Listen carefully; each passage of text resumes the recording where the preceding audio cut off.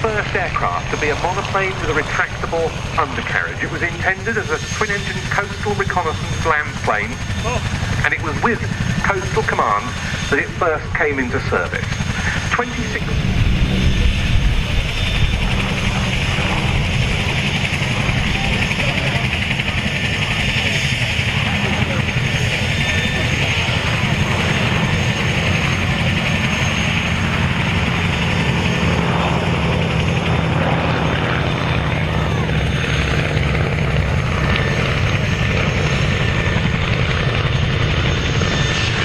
Frontline exploits of this aeroplane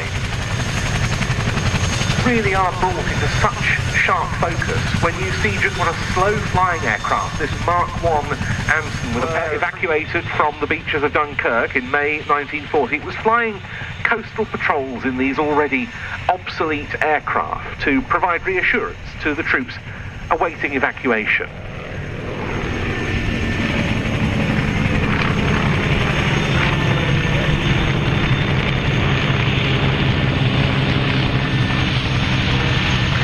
On the 1st of June 1940, a section of 3 Mark.1 Ansons like this, led by Pilot Officer Pete Peters, was performing one of those patrols when 9 Messerschmitt Bf-109 fighters pounced upon them.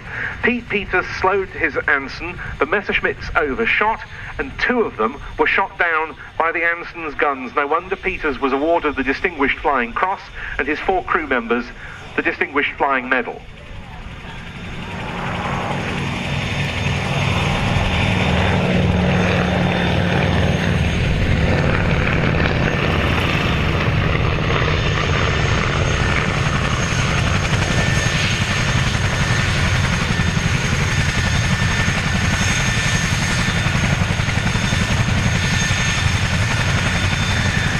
Soon, the Anson was obsolete on the front line when aircraft like the Lockheed Hudson and the Armstrong Whitworth Whitley arrived.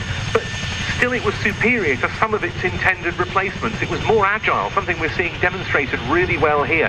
The crew had better visibility from it.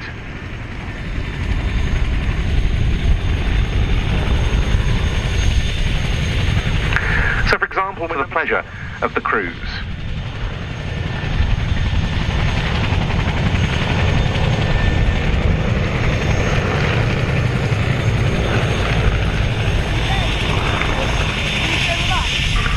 Through the rest of the war, the Anson was much used as a light transport aircraft, including as a ferry aeroplane for the air transport of the Anson that first went to war, the Mark.1.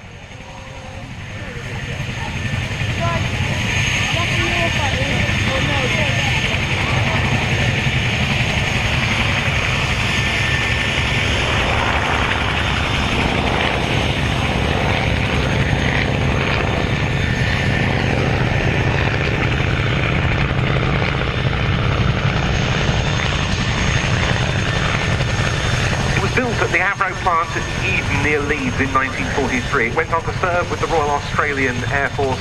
It was then sold into civilian hands. It carried on flying with various different owners, flying from Nelson Airport on the 17th of July 2012.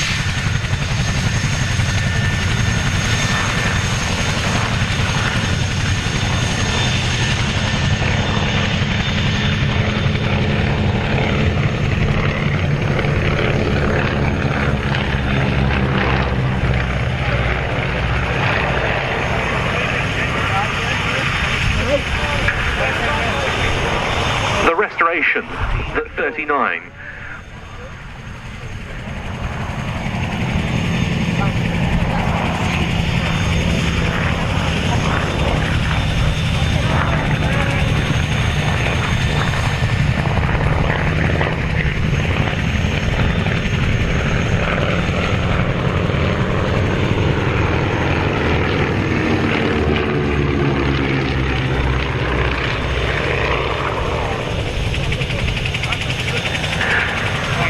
Pilot Officer L.H. Edwards survived, becoming the first RAF prisoner of war of the 1939-45 conflict.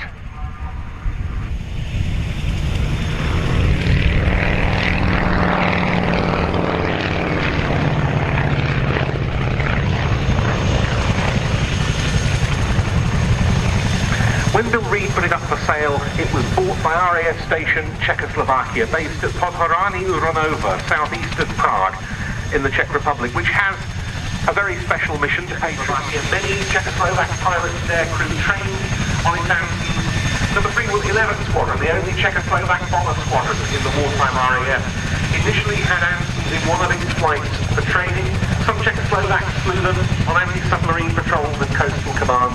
The early post-war Czechoslovak Air Force flew Ansons as light transports. It's gone to a very good home indeed with RAF Station Czechoslovakia. What a superb aeroplane, Andy. Gloriously flown by Richard Santos, its owner. I'm almost lost for words.